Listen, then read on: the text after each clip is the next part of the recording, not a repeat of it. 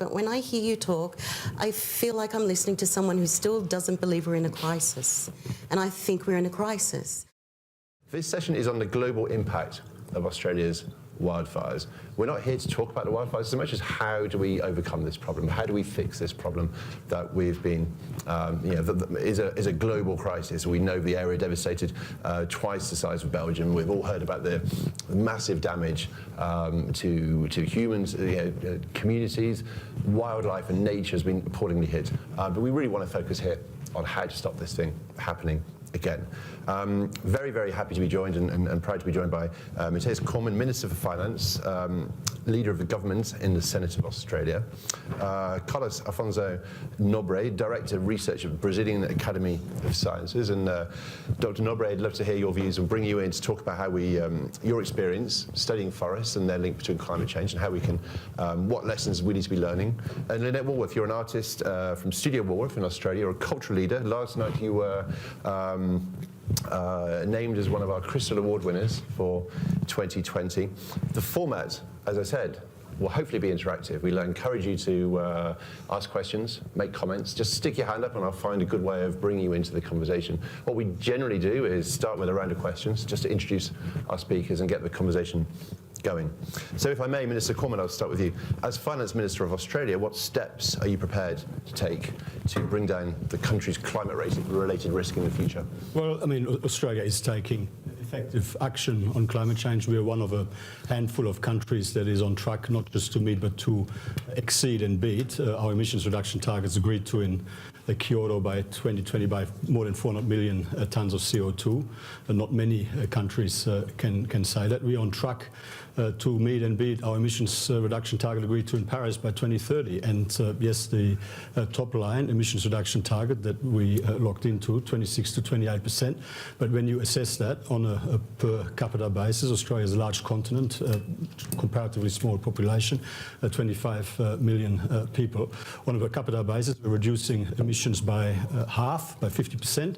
That is, higher than, it's more ambitious than countries like across the European Union, Canada, New Zealand, Japan and others. And indeed, in terms of emissions intensity in the economy, emissions per unit of GDP output, we are committed to reducing emissions by 2/3. So, we believe that we are very ambitious. I mean, obviously, climate change is an issue that can only be addressed effectively at a global level, and all countries around the world need to contribute. And we believe that we are contributing effectively, guided by a desire to pursue policies that are environmentally effective and economically responsible. And we believe we're doing our bit. And on that point, it sounds like everything's on track. Are you having reflected upon the past month or the 2 months and the forest fires we've been having? Is that going to trigger any kind of change in policy? Well, obviously, in the context of resilience to climate change and climate change adaptation, I think that there is certainly more that we need to do in terms of generally, Australia has been is well prepared to deal with emergencies, but this was a particularly devastating, extreme bushfire event. I mean, in Australia has experienced bushfires for thousands of years. Indeed, Indigenous Australians have conducted backburning operations in a regular, methodical and very sophisticated fashion long before a European settlement of Australia. And there's no doubt that climate change has had an impact, and it worsens the intensity of the events, and there is certainly more that we need to do to deal with managing the events when they occur and in a nationally coordinated fashion. I think the Prime Minister in this bushfire season led an unprecedented nationally coordinated emergency response effort, and indeed we are providing significant investments in terms of the bushfire recovery period with a $2 billion fund directed into helping fire-impacted communities, obviously rebuild for the future. But into the future, of course, there is more that we need to do in terms of adaptation and resilience. And what about restructuring the economy, moving to green growth? One of the big watchwords of this meeting. Well, I mean, Australia's got a great potential to contribute to emissions reductions globally, and it's very important that the policy choices we make don't make it harder for Australia to help reduce global emissions. And let me say that black coal out of Queensland, for example, which is lower in ash and lower in moisture than other options being burned in developing countries around the world, can make a contribution to help reduce global greenhouse gas emissions. Every ton of emissions producing LNG in Australia helps to reduce global emissions by 5 to 9 tons, where it displaces particularly dirty, inefficient, environmentally inefficient coal sources. So, I mean, and of course, Australia. I mean, in Australia, we 25% of our energy supplies in our national electricity market comes from renewable energies. The projection is for that to reach 50% by 2030, and indeed, our per capita investment in renewable energy and clean energy is more than twice the level of Germany, the UK or France. I mean, again, people need to keep into perspective.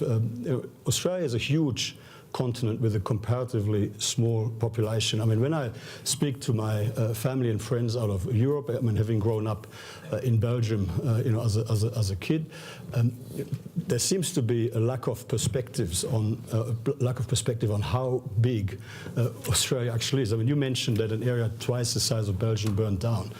And that's, of course, mentioned in the media. We always use Belgium, yeah, sorry. No, sure, but let me also just make, Panama as well. let me make the point that Australia is 256 times the size of Belgium, and I mean, it's about 2% of the landmass of Australia has been impacted by those fires, about 0.4% of our population. I mean, it's devastating for those communities, and you know, obviously our heart goes out to them. And on behalf of Australia, let me express our deep gratitude for the support, assistance, and friendship that we've received from countries all around the world in the wake of these devastating bushfires. But it's important to also look at these things, you know, objectively and assess them objectively, so that we can prepare our responses objectively.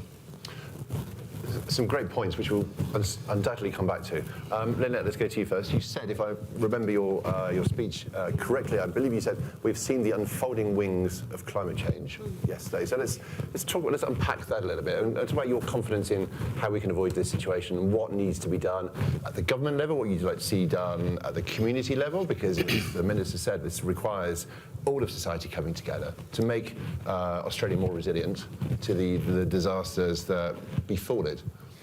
Well, last night I focused my speech on leadership, because I think that that's what we need. You know, we can talk about these figures. We can say 2% of the total of Australia, or we can talk about 30,000 koalas just from Kangaroo Island alone, lost in the fires just most recently. So there's the statistics, and then what it means on the ground.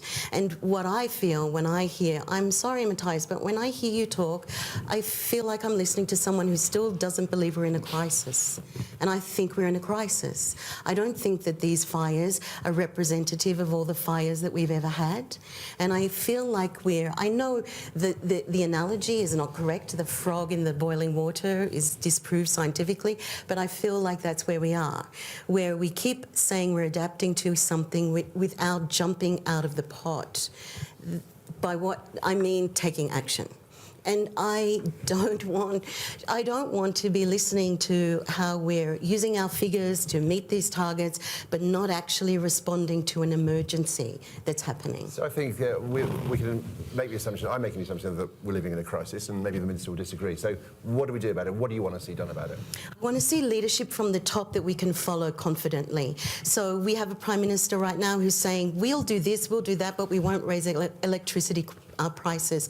I will pay more electricity if it gives me the chance to use renewables, and it shifts us away from this trajectory that we're on. However, anything else? We can, of course, there's a right to respond, but let's keep the conversation moving. Look, anything anything that's going to help, I really feel that the point is leadership, because people will manage any sort of change if they have to.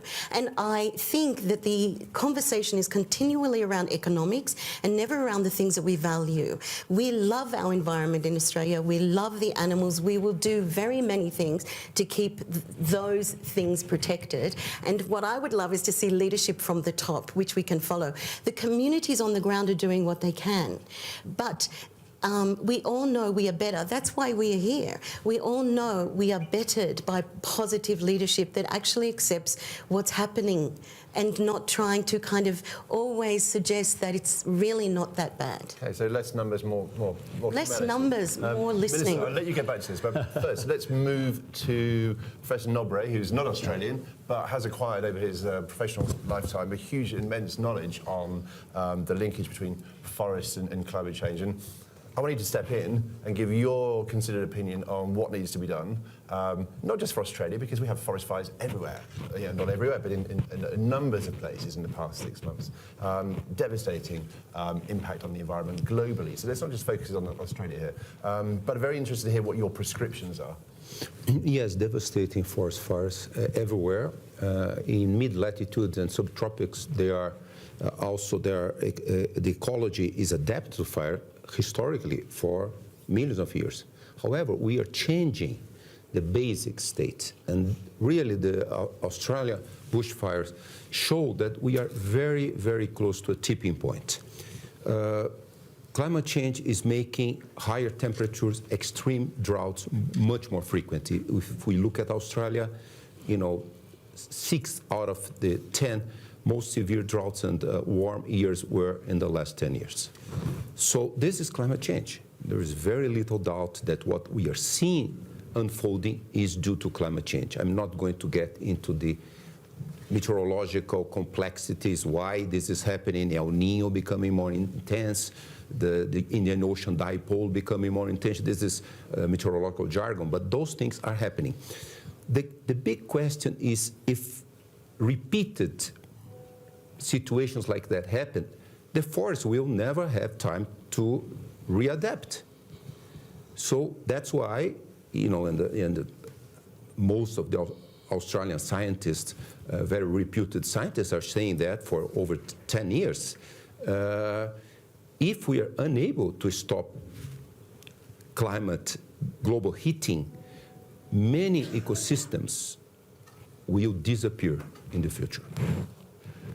In Australia, of course, a very short-term measure for adaptation is recovering from this 60,000 square kilometer bushfire.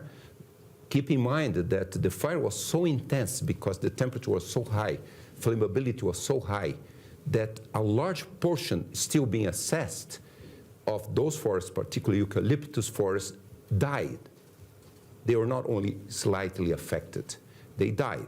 So there will be, and I think this will be a good experiment, Australia will have to start the largest forest restoration project in the world. That's a good point, Professor, because we probably heard the President of the United States mention earlier today that he was, his country was supporting an initiative being led by the Forum, in fact, to facilitate the planting and restoration of 1 trillion trees this decade. But we need to do things differently, right? Is it restoration? Is it replanting? What are the lessons, and how do we plant forests and create woodland spaces that are less vulnerable in the future, because we know that global warming is here? Well, again, for mid-latitudes or subtropical ecosystems, you can restore forests. However, if the severity of droughts and warm temperature, very hot temperatures continue unabated, lightning strikes and it starts a fire. Sorry to say, it will be impossible to maintain those ecosystems if we do not meet the Paris Agreement targets of 1.5 degrees. That's why it's a global responsibility, although Australia certainly has responsibility as any other country. So we really have to get to net zero emissions by 2050 if we want to maintain those ecosystems, particularly in mid-latitudes and subtropics, but also in the tropics. We've reached the halfway stage, and we've covered our basis, I think, fairly well. Lots of different perspectives out here. Let's have a quick show of hands, because I know some of you are going to want to ask questions. Okay, let's take those three. We'll take them all at the same time. Can we start at the back, sir? And can you just give us your name for the benefit of those watching online as well? Okay, well, my name's John Deddy. I've just recently retired from the Fire and Rescue New South Wales.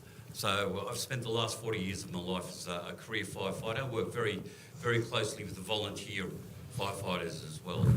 I guess more of a comment, but there's a significant level of frustration with the firefighting community, and they've been hailed as heroes, you know, for the outstanding work that they've done. They really need to be listened to as well. Climate change has been happening. There's been a couple of critical fires, 2003 in Canberra, 2009 in Victoria, that have rewritten the textbooks on fire behaviour. The fires we've experienced recently are different to any other fires we've had. One, they've been so geographically extensive, there's no capacity from other states to come and assist because all states are now at their maximum in firefighting capacity. Two, we normally have severe fire seasons in conjunction with an El Nino effect, a weather effect. That didn't happen with these fires. It was an El Nino neutral climate system, and we still had these fires. And as pointed out, Australia is now the hottest it's been, and we've recorded record hot years over the last number of years. So firefighters are looking for political leadership to recognise and to take action. And really, the fires that we've just experienced in Australia are a wake-up call to the world, and the clear message is the absolute need to reduce deeply and urgently carbon emissions. Thanks, sir. We'll come to that one. Could you just pass the microphone over to your neighbour? Matthias, really glad you mentioned Indigenous land practices. Can you remind us of your name as well, please? Sorry, Peter Holmes-Court. Matthias, really glad that you mentioned Indigenous land practices, and wondering if your government is thinking about supporting more of the traditional ways of managing the land in Australia, and perhaps the economics of investing in that, saving great damage in other activities. Right, let's just, with the microphone over here, we'll take those three. I believe, if I'm correct, we have a non-Australian about to ask a question, so we're going to globalise this conversation. John Hills from ITV News. I suppose I wanted really just to find out whether your reaction to President Trump's speech. President Trump spoke about prophets of doom, and I think sort of felt that climate change activists were over-egging the science. Do you agree, Minister, with the President of the United States that people are being too gloomy about climate change? So let's take these in order. So political leadership and firefighters. Are you... Well, okay. Like, if I take them in turn, and this is obviously going to be an ongoing conversation in a domestic context in Australia, and the Prime Minister has flagged, and the government is considering what form an inquiry, a comprehensive inquiry, a Royal Commission or other inquiry might take moving forward. I mean, right now we're still dealing with the emergency response. There's still quite a few fires burning, so that's the priority. We've started the bushfire recovery process, but there will be a period when to properly work through how better to respond, and you know, what else we can sensibly do in relation to these sorts of issues. I mean, I say it again, Australia absolutely does its bit when it comes to effective action on climate change globally. There are not many countries that are going to beat their emissions reduction targets by 2020 agreed to in Kyoto. And you know, when it comes to our Paris targets, looking at it on a per capita basis and on an emissions intensity of the economy basis, you know, our ambitions when it comes to emissions reductions are significantly higher than many other comparable developed countries. Now, you know, when it comes to Indigenous land practices, there has been some of it. I think there could be more. I mean, the Prime Minister overnight, you know, in Australia last last night, has been making the point that we need to focus on hazard reduction as well as on emissions reductions, and that is certainly something that Indigenous Australians did very, very well for thousands of years. I mean, Indigenous Australians, and I know that I had the great experience here in Davos in 2016 to watch a movie, an immersed experience of watching those Indigenous land practices in action, and they were pursued for a range of purposes, but they also helped mitigate the risk of large-scale bushfires. And I mean, that has to be, using those sorts of methodical, regular, sophisticated methods into the future has to be part of the consideration. There's no question. In terms of President Trump, I thought he gave a great speech. It was a very uplifting speech. He was obviously focusing on the great achievements of his administration when it comes to boosting economic growth in the United States and some of the global issues and some of the global economic outlook. When it comes to climate change, I mean, the Australian government's position is very clear. I mean, we are committed to effective action on climate change. We do understand that climate change is something that needs to be addressed. We also understand that the only way that it will be addressed effectively is through a global response. And if we had a mature global conversation about this, we wouldn't be doing constant finger pointing. We would actually be looking at how each country can best contribute, given the natural attributes that respective countries have to contribute to a global solution. And we've always got to make sure that we don't have preconceived ideas on what blanket policy propositions might deliver the best possible impact, because carbon tax has been mentioned, the price on carbon, when in Australia would actually make it harder for Australia to help reduce global greenhouse gas emissions. No question. I mean, we would be shifting economic activity and jobs overseas, where for the same amount of economic output, emissions would be higher.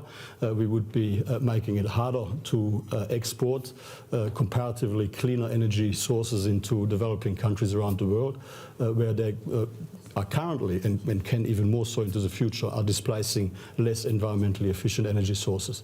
And that obviously, whether from LNG to uranium to even to black coal compared to brown coal options in other countries, as well as solar, wind, hydrogen, and all of these other energy sources. I mean, there's no question. And again, on a per capita basis, and I hear what you're saying, you don't like to talk about numbers, but it's very hard to talk objectively about an issue without mentioning numbers. There's no question that Australia is a world leader when it comes to per capita investment in clean energy. I mean, the level of investment in wind, in solar, the government is pursuing obviously substantial investment in catalyzing substantial investment through the Clean Energy Finance Corporation into clean energy. I mean, there's no question that we are a world leader when it comes to clean energy investment. There's always, as technologies evolve and as technologies improve, there's always more and better things we can do, but we're committed.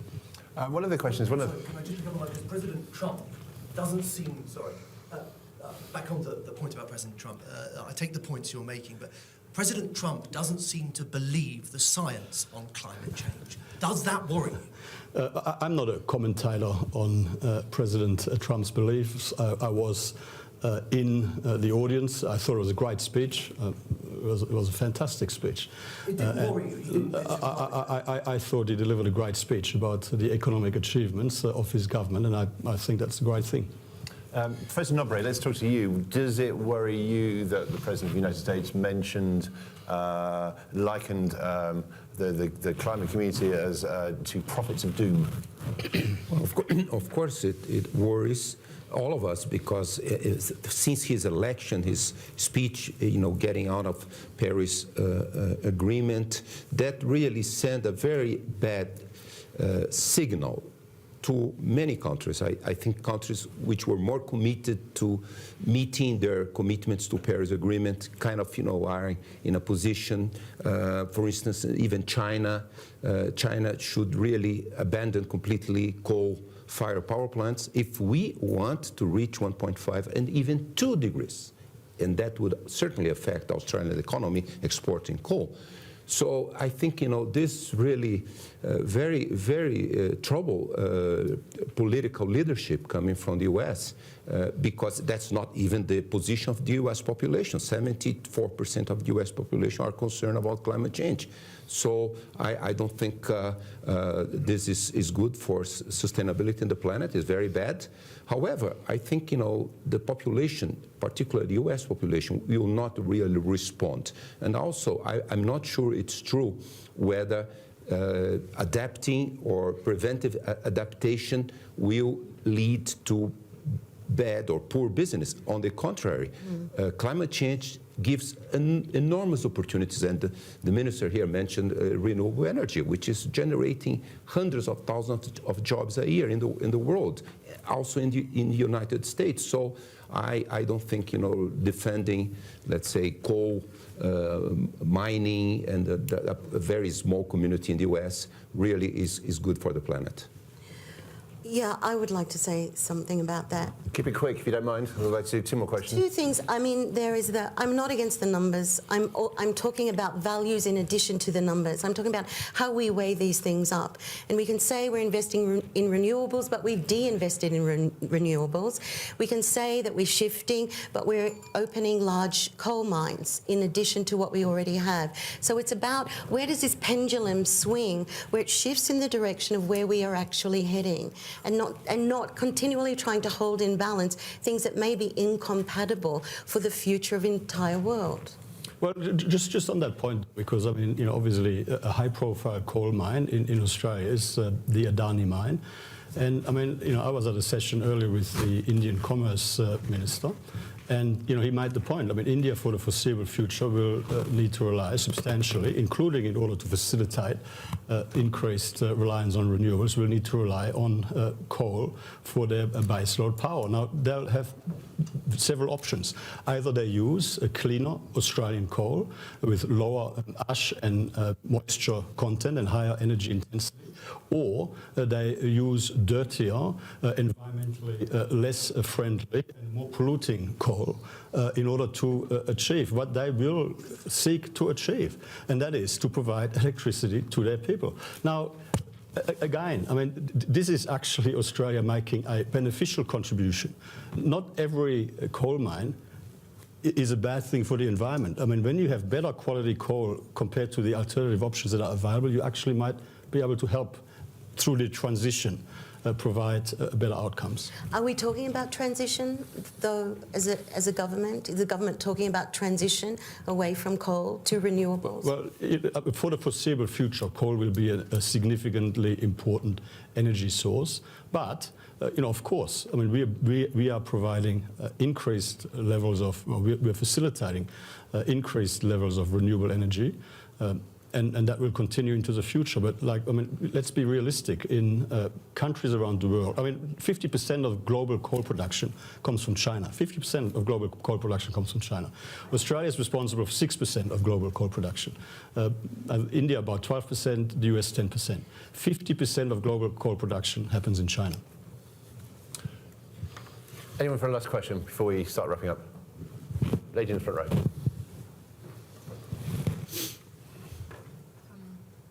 So, Can you let us know what your name is, please, and where you're from? I'm Lukina from Switzerland. I've been a striker with Isabel too and Dominic. So as the young generation, this is the world you are leaving to us, and you are taking the decision right now. So anyways, we are watching. And just a point I would like to bring that I heard this morning that I found very interesting was from an indigenous woman. And I really think we should listen to indigenous people, because they have such solution and connection to nature and the way how we can connect to it in order to rebuild the forests which have been completely burnt. Maybe you have a point to address about it, I don't know, but just to pass the message forward, I guess. Indigenous Australians were and are very good at managing fire. And when it comes to hazard reduction burning, we could learn a lot from Indigenous Australians. There's no question. I think that one of the issues, not the only issue, but one of the issues. After an extended period of drought in an Australian context, the fuel load that had built up was quite extraordinary. And if you have more regular back burning and more regular hazard reduction activities, which are in Australia organised at a state level, it will help reduce the risk. There's no question. And that is one of the great things that Indigenous Australians showed over many, many years. However, just for a small point, if we reach 3 degrees, which is the commitment of the countries towards the Paris Agreement, we're not committed to 1.5 or 2. If we reach 3 degrees, this year's summer in Australia will be every year summer. And if that happens, even the indigenous communities are not used for 16,000 years with that kind of climate. They may be very ingenious and come up with ways, but I'm not sure. One final question for me, Ms. Minister, if I may. I've just the benefit of coming from immediately from another session when we talked about net zero, and we had Greenpeace, we had Lord Stern, and we had a climate investor, and very much the discussion was on the fact that there is the beginnings of a change. We're not at a tipping point yet, but we are seeing major action among sovereign wealth funds, amongst investors on de-risking their own portfolios and moving away from fossil fuels, for example. So my question is very simple. In terms of the risk to the economy, do you think you've accurately and are you happy with your risk assessment of how insulated the Australian economy is? Well, I don't accept your analysis in terms of the nature of the Australian economy. And the Australian economy is quite diversified. Yes, we do have a significant component that is made up of the resources sector, of which the coal sector is a part. But when I say it again, I mean, there's a global demand for coal, and if it's not met by cleaner Australian coal, comparatively cleaner Australian coal, it will be met by comparatively dirtier coal from other sources, and the world environment will be worse off. And I just make the point again about Australia. I mean, Australia is a sunburned country of droughts and flooding rains, and these are not words that I've invented. These are words that were coined by Dorothy Mackellar 115 years ago. I mean, we do have to, yes, climate change is making things worse. We do have to have an effective response to climate change. We do have to have effective strategies to increase resilience and to deal with hazard reduction. But we've also got to keep it in perspective in the sense that Australia has always been a country that has suffered extreme weather events on both sides of the spectrum. I think that's the challenge. That's where we're poles apart, because we can say this about our history continually. We can meet the challenge of this moment, and one requires a shift. And the shift in thinking is a thing that's very hard to hear from our leadership. I feel I am waiting for the change that acknowledges that this is unprecedented, that we haven't experienced this before, that even Indigenous people with their long-standing and continuing mosaic pattern burning would not be able to manage this. When do we change? And you made that point very, very, very eloquently, Lynette, and unfortunately we're out of time. We need effective climate change strategies. We need new hazard avoidance strategies. We need new ideas about how to replant forests, by the sounds of it. And we need solutions that take into account communities and firefighters and Indigenous peoples. Thank you very, very much indeed for joining us. Thank you for watching us live online.